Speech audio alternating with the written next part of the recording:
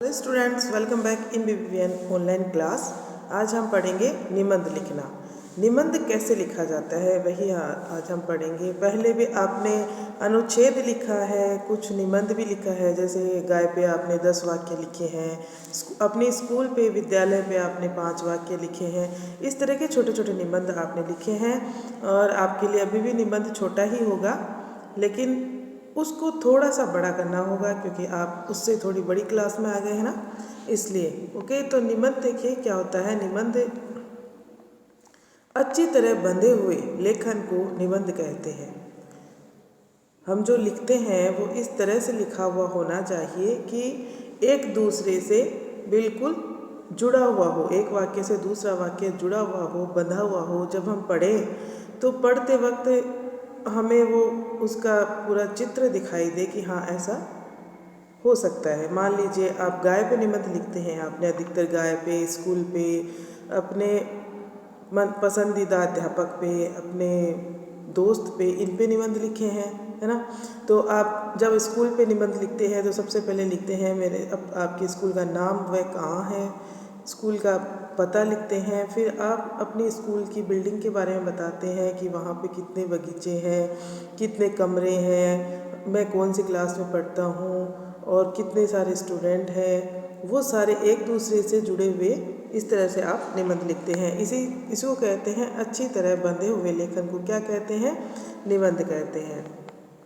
देखिए, जब कोई विषय कल्पना या निजी अनुभव के आधार पर लिखा जाता है, कल्पना भी हो सकती है और अपना खुद का अनुभव भी हो सकता है, यानी कि आपने ऐसा देखा है, महसूस किया है, उसके आधार पर जब कुछ लिखा जाता है उसी को क्या कहते हैं? निबंध कहते हैं।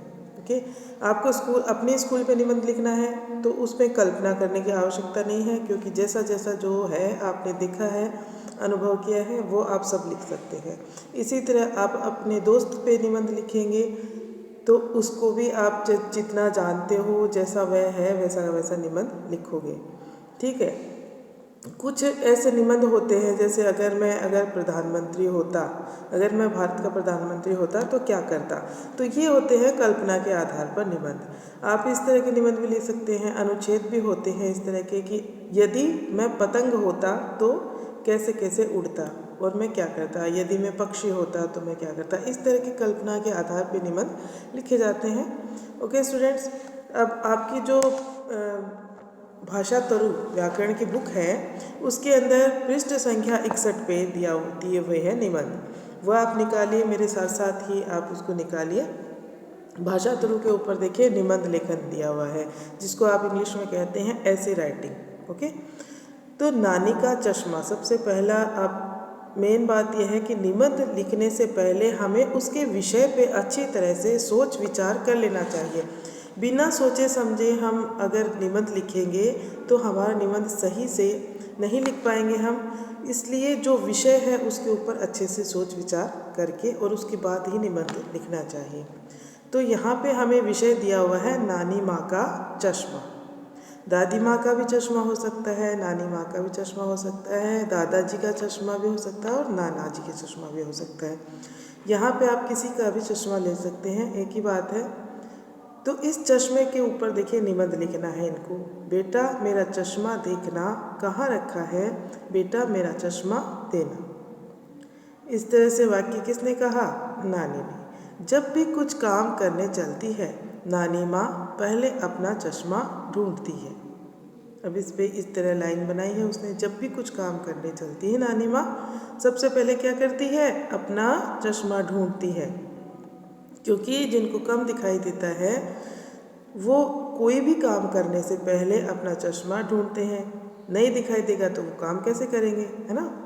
सुबह अखबार पढ़ने के लिए, स्काइप पर बड़े चाचा जी से बात करने के लिए, या फिर मटर छीलने के लिए, कोई भी काम हो उनको सब कामों के लिए चश्मे की आवश्यकता पड़ती है। नानी माँ का चश्मा उनके साथ हमेशा रहता है। वे रोज़ अपने चश्मे को साफ करती है। चश्मे को केस में रखकर सोने से पहले अपने तकिए के नीचे रख लेती है। केस यानी चश्मे का जो कवर होता है उसके अंदर रख देती है ताकि वो डैमेज ना हो, टूटे नहीं चश्मा। और कहाँ रख लेती है? अपने तकिए के नीचे, ताकि उठते ही उनको क्या मिल जाए? चश्मा मिल जाए और वो उसको पहन के सब कुछ देख सके। ठीक है, चश्मे को केस के अंदर रख के और कहाँ रख लेती है? तकिए के नीचे। मैंने एक दिन पूछा, नानी माँ आप अपना चश्मा तकिए के नीचे क्यों रखती हैं? नानी माँ हंसकर बोली, रात को सपने कैसे देखूंगी? है ना, नानी माँ ने क्या कहा हंस के कि रात को मैं सपने कैसे देखूंगी, यानी कि नानी माँ मजाक कर रही है कि उनको सपने देखने के लिए भी किसकी आवश्यकता पड़ेगी? चश्मे की। ऐसा नहीं है, ठीक है। नेक्स्ट यहाँ पे आपका निबंध दिया हुआ है इंडिया गेट पे। इंडिया गेट आपने सुना है, जो नई दिल्ली में है। तो इंडिया गेट पे निबंध आपको लिखना है। देखिए किस तरह से इंडिया गेट पे निबंध यहाँ पे लिखा हुआ है। नई दिल्ली में एक बहुत बड़ा द्वार है, द्वार यानी दरवाजा, गेट एक ही बात है, जो दिल्ली के राजपथ पर बना हुआ है। राजपथ जो है दिल्ली का, उस पे बना हुआ है, इसे इंडिया गेट कहा जाता है। यह भारतीय सैनिकों की याद से बनाया गया है। इस द्वार के नीचे अमर जवान ज्योति जलती रहती है। एक राइफल के ऊपर सैनिकों वाली टोपी रखी गई है। इंडिया गेट के पास दूर दूर तक घास का मैदान है। लोग वहाँ पिकनिक मनाने आते हैं। 26 जनवरी को परेड इंडिया गेट से होकर ही जाती है। इंडिया गेट दिल्ली की शान है। इस तरह से आप लिख सकते हैं। इस तरह से, जिस तरह से इंडिया गेट पे लिखा हुआ है निबंध, उस तरह से आप ताजमहल पे भी निबंध लिख सकते हैं, लाल किला पे भी निबंध लिख सकते हैं।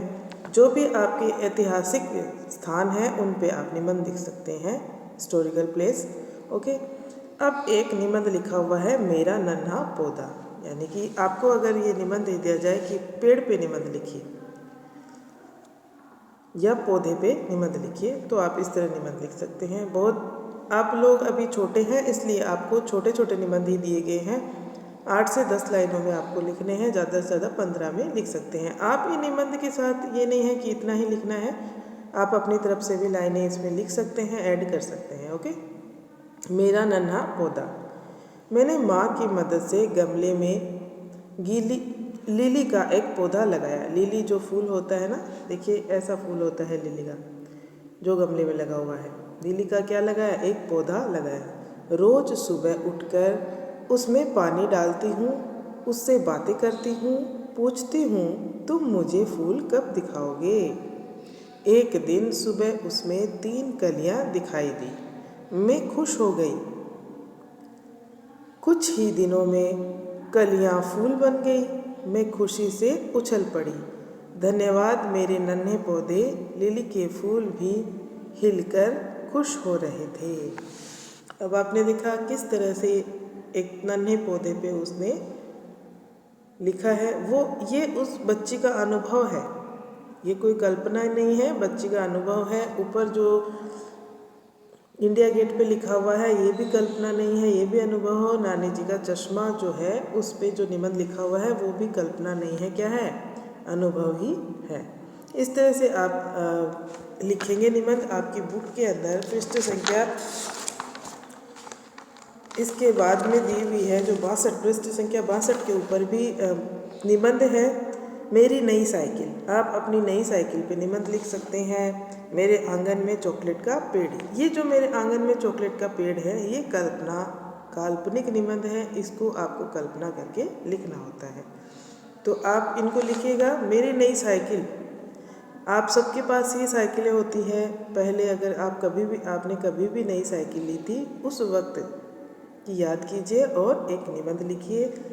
8 से 10 लाइनों का आपका इसके अंदर बुक में ही लिखना है। Okay students, thank you.